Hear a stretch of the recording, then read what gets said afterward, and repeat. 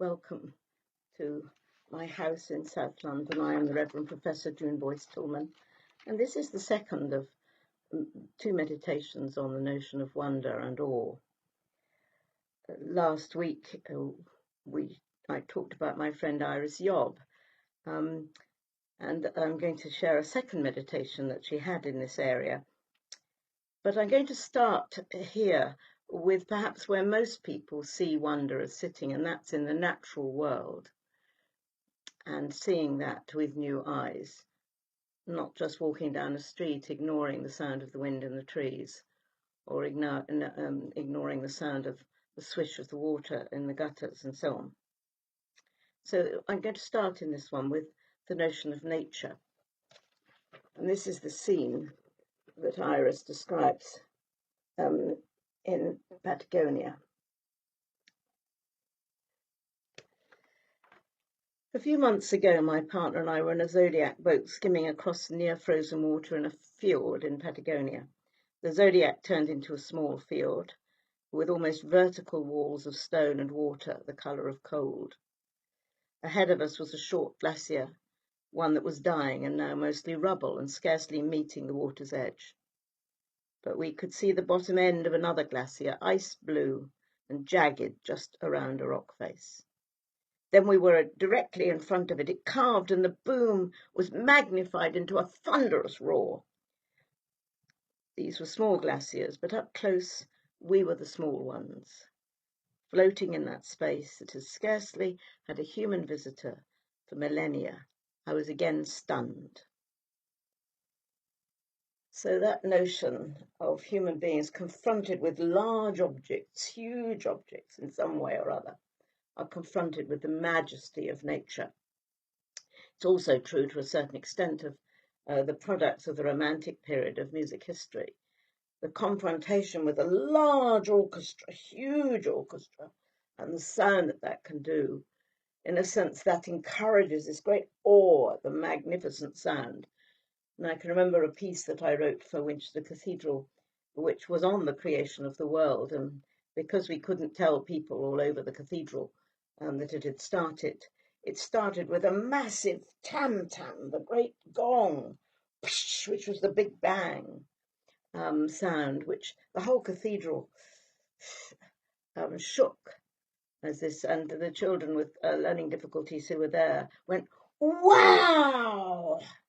the sound of the gong in the great acoustic of the cathedral.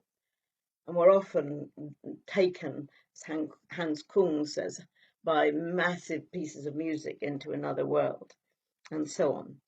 And so nature's become an important source of understanding the majesty of the divine or the spiritual and so on. I love a quotation from Turner, the painter, who said, a woman said to Turner, "I don't see the clouds and the water like that." To which Turner says, "Don't you wish you could, madam?" Isn't that lovely? Don't you wish you could, madam?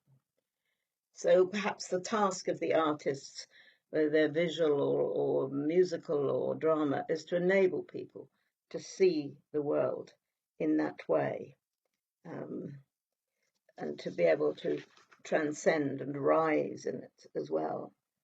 And this is a person improvising. To my amazement, after reading through the text, I found myself at the piano pouring out things which had for many years been hidden, and now pouring them out with exhilaration, exultation, ecstasy, the words with their powerful images of vast immensity, and the Spirit of God was moving over the face of the waters. This had reached into the child in a new place, untouched by intellect and reason. So perhaps the psalm that everybody would associate with this particular notion of nature is Psalm 19, set so beautifully by Haydn. I did think of using that at the start of one of these meditations, and instead last week I opted for a song which was a great favourite of my mother, "I Think That I Shall Never See a Poem Lovely as a Tree." Some may regard that as somewhat sentimental, or may have regarded it as such, sung by Paul Robeson as it was then. I find it an incredibly powerful song. Psalm 19. The heavens declare the glory of God, the skies proclaim the work of his hands.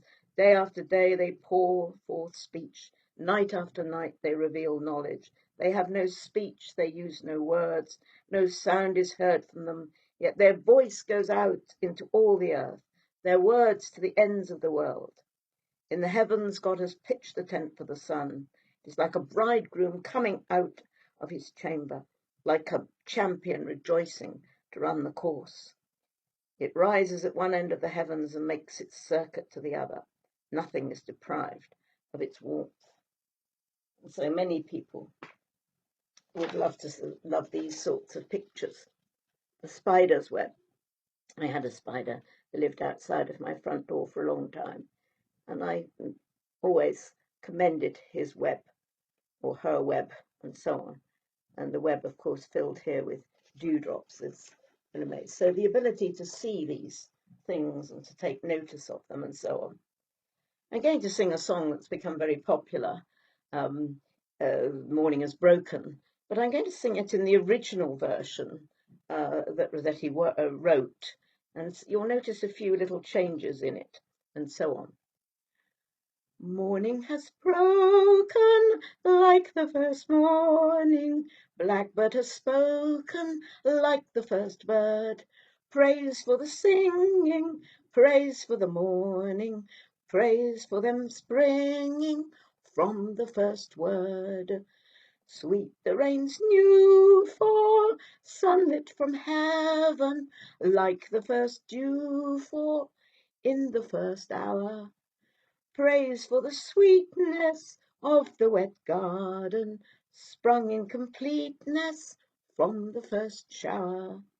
Mine is the sunlight, mine is the morning, born of the one light Eden saw play. Praise with elation, praise every morning, spring's recreation of the first day. That notion of the first day, and in a sense, when we catch that wonder, we go back to the birth of the world in some wonderful way. And how do we know that the world isn't feeling and seeing and thinking or experiencing like us? We simply don't. I was told not to be anthropomorphic about the world, but now we're actually coming much closer to talking with animals and plants.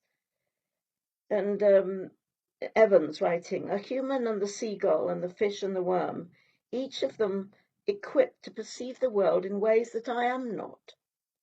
The world supports the irreconcilable perceptions of us all, fish, beetles, birds, people.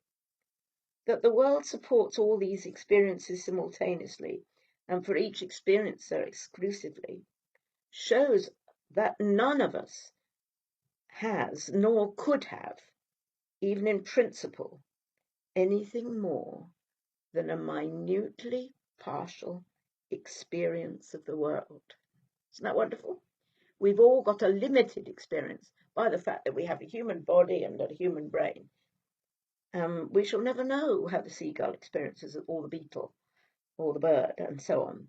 So wondering at all the ways of seeing the world that there might be, and so on, not dismissing them, but wondering at them, and so on. And allowing that to enter the possibility of what we learn in the world. So not limiting the world simply to the way that human beings seeing it. We should never be able to know how the rest of the world experiences it, but at least we can be open to the fact that they do experience it. Mary Oliver again. I go down to the edge of the sea, how everything shines in the morning light, the cusp of the whelk, the broken cupboard of the clam, the opened blue mussels, moon snails, pale pink and barnacle scarred, and nothing at all whole or shut, but tattered, split, dropped by the gulls onto the grey rocks and all the moisture gone. It's like a schoolhouse of little words, thousands of words. First you figure out what each one means by itself, the jingle, the periwinkle, the scallop full of moonlight. Then you begin slowly to read the whole story. Of course, if we go to the indigenous peoples, we find that they have no problem with the notion that the world is thinking and talking. This is a wonderful one from George Tinker, writing from an indigenous perspective. Did you know that trees talk? Well, they do. They talk to each other, and they'll talk to you if you'll listen. Trouble is, white people don't listen. They never learn to listen to the Indians, so I don't suppose they'll learn to listen to other voices in nature. But I have learned a lot from trees, sometimes about the weather, sometimes about animals, sometimes about the Great Spirit. I think that Western people who come into an Indian environment and attempt to preach take along their own set of categories and use it to deal with the Indian people they meet. And so on.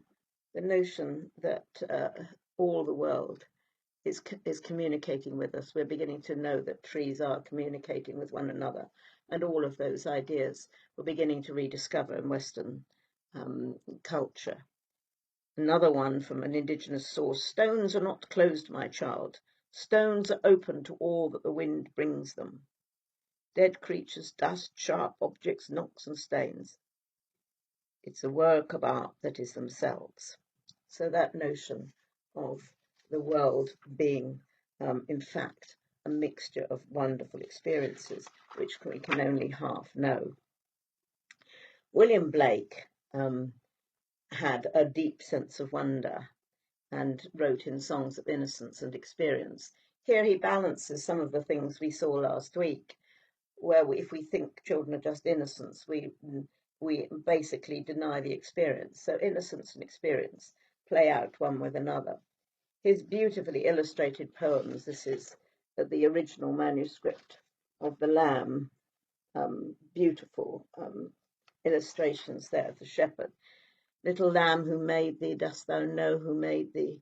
It gave thee life and bid thee feed, gave thee by the stream and o'er the mead, gave thee clothing of delight, softest clothing, woolly bright, gave thee such a tender voice, making all the vales rejoice. Little lamb, who made thee?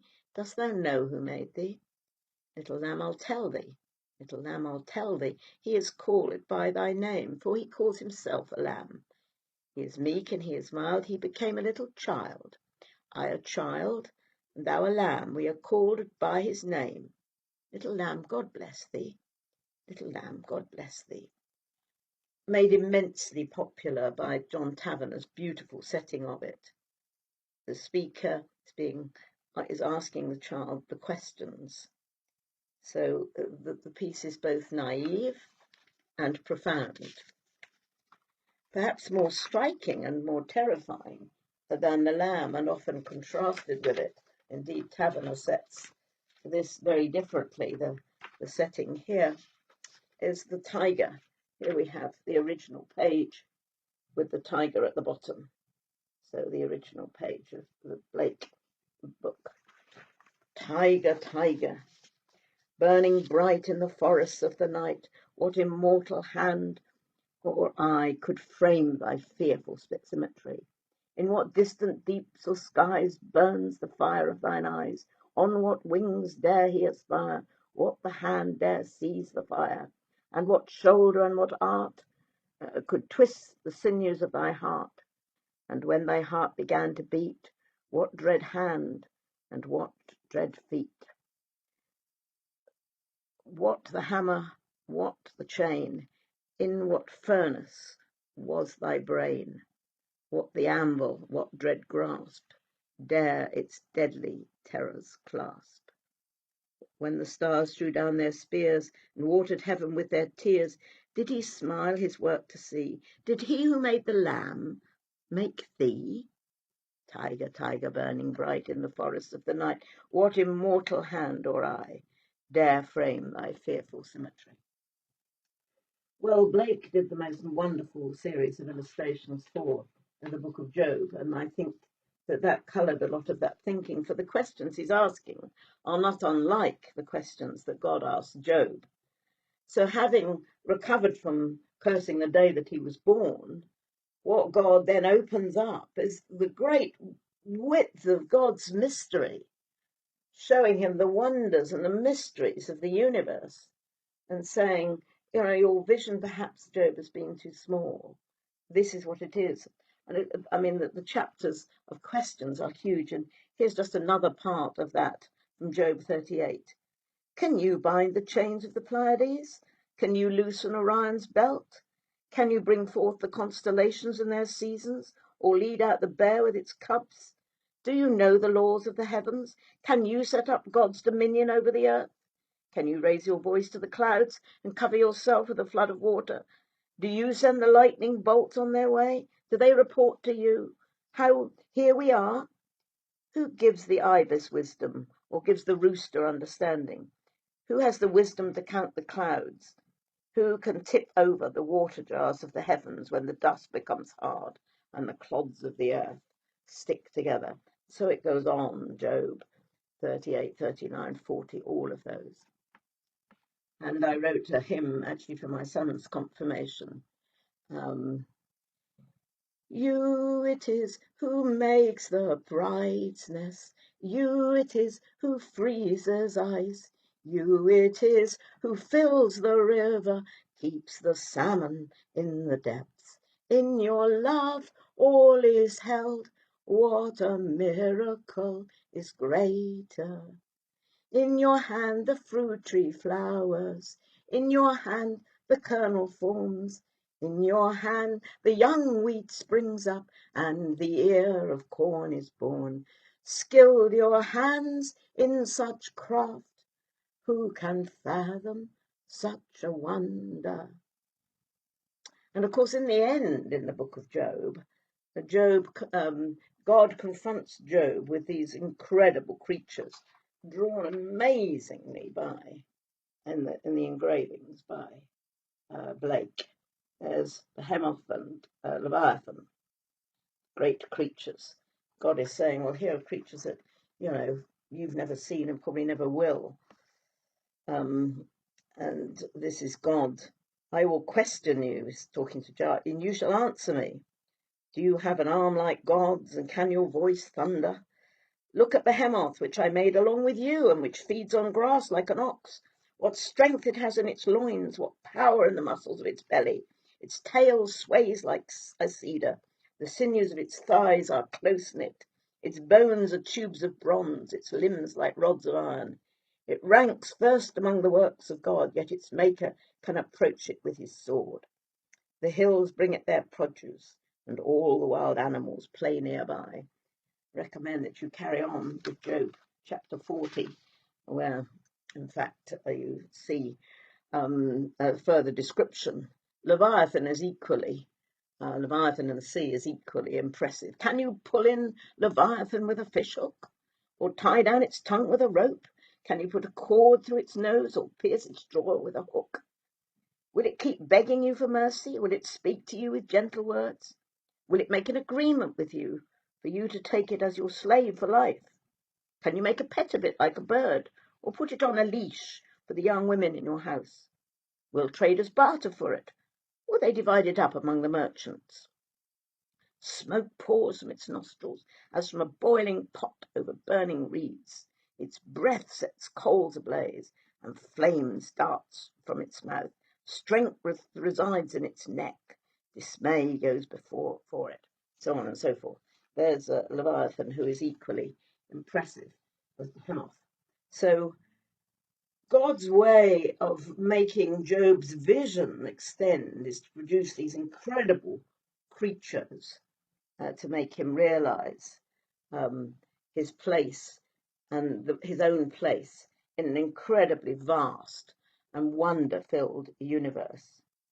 Estranged from family and friends, Job finds himself in a world whose horizons embrace the very margins of the perceived orders of creation, far beyond human control. As the periphery becomes the center, Job finds himself on the edge. The strange, wild creatures become his new community, and in them Job is afforded a new moral vision that embraces the margins as humanly perceived of the cosmic community. No longer based on mechanical laws of creation and retribution, creation is the Creator's cosmic arc, with all creatures living fully and freely. Job's Odyssey deliberately blurs the boundaries between the familiar and the strange in wonder's liminality. So we have that expansion. Like the sun-turned family man, writes William Brown at the conclusion of Proverbs, Job, the patriarch turned citizen of the cosmos, returns to his home.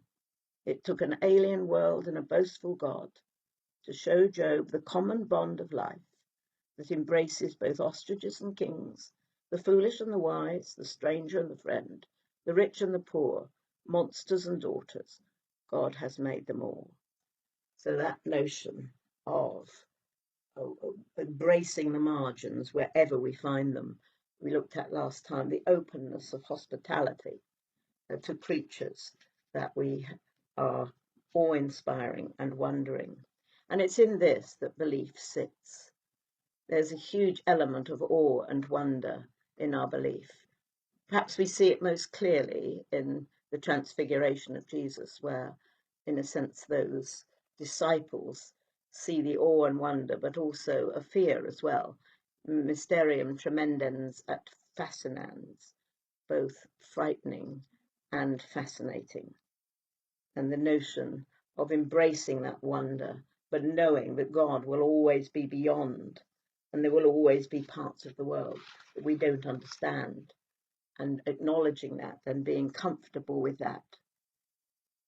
So having a world that is not econocentric or technocentric, or a blind faith in the free market economy, in technological fixes for the world's problems, in much of the hype, but the notion of an expansion of the world in some way. From the 15th century comes a poem, a god and yet a human, a maid and yet a mother. Mind wonders what mind can conceive one or the other. A god, yet can he die? A corpse, yet can he live? What mind can well reply? What reason give?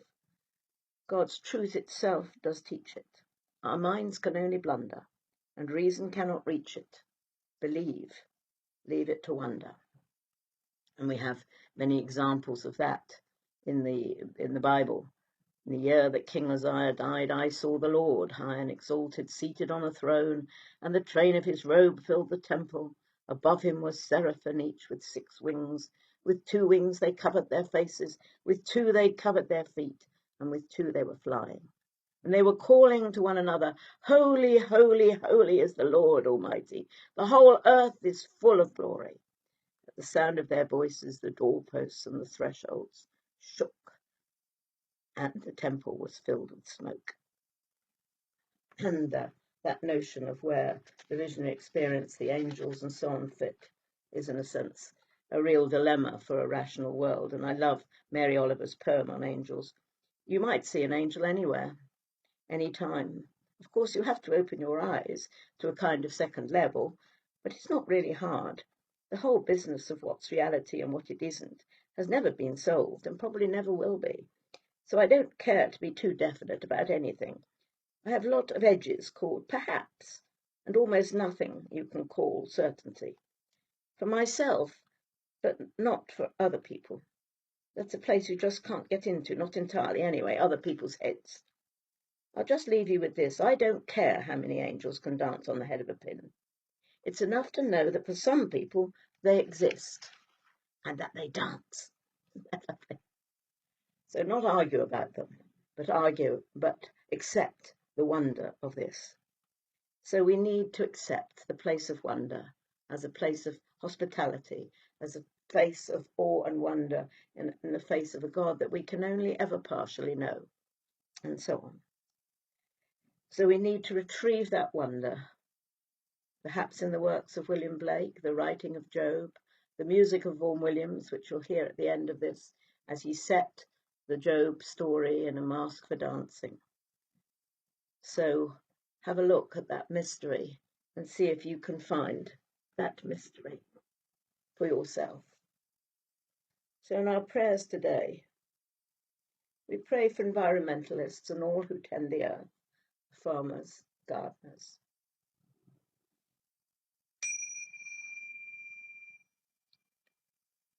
God, in your mercy, hear our prayer.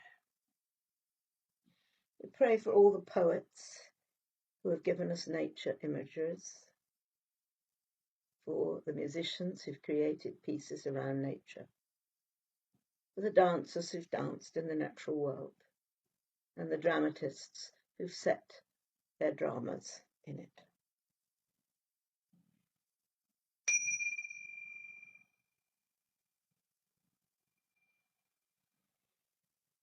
We pray for all travellers, that they're travelling for leisure or for business, that their eyes may be open to the wonders around them, and that they will be able to find that transcendence in the woods or the mountains or the seas or the lakes.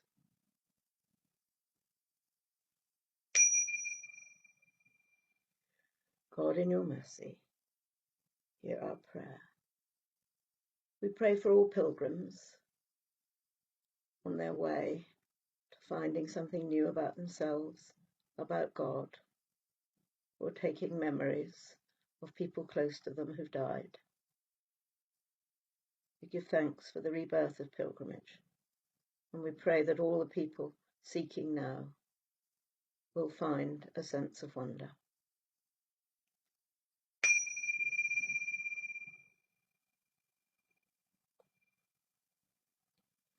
God, in your mercy, hear our prayer. And my final blessing is based on a poem by Rilke. May you believe in all that has never yet been spoken. May you want to free what awaits within you, so that what no one has dared to wish for may for once spring clear without your contriving. May what you do flow from you like a river, no forcing, no holding back, the way it is with children, so that in these swelling and ebbing currents, these deepening tides moving out, returning, you will sing as no one ever has, streaming through widening channels into the open sea, in the wonder of God, Creator, Redeemer, and life-giving Spirit.